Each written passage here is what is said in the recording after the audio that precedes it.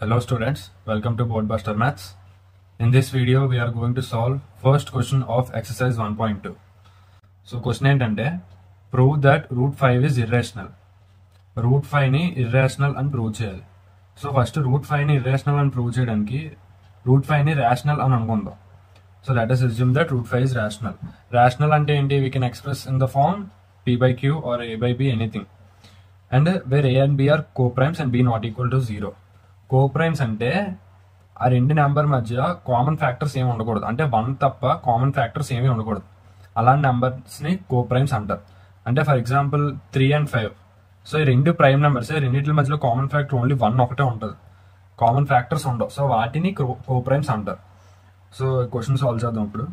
So root 5 ని rational అనుకున్నాం కాబట్టి we can express in the form root 5 equal to a by b. Now squaring on both sides.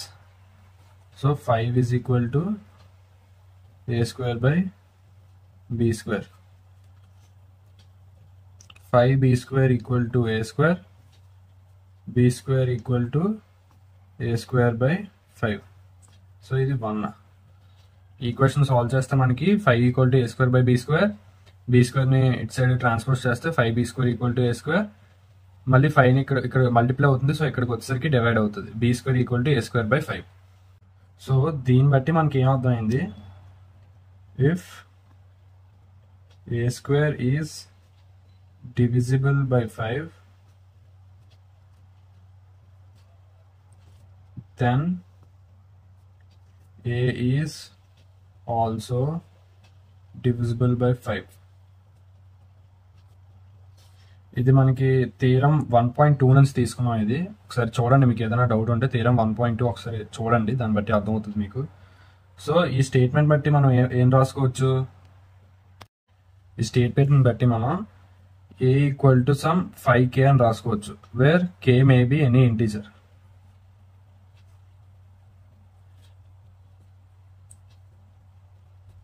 So a equal to 5k.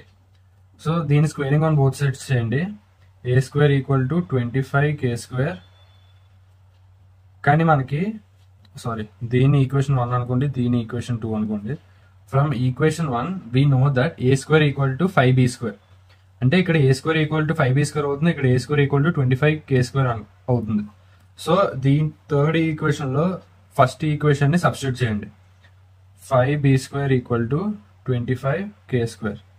5 1s are 5 5s are.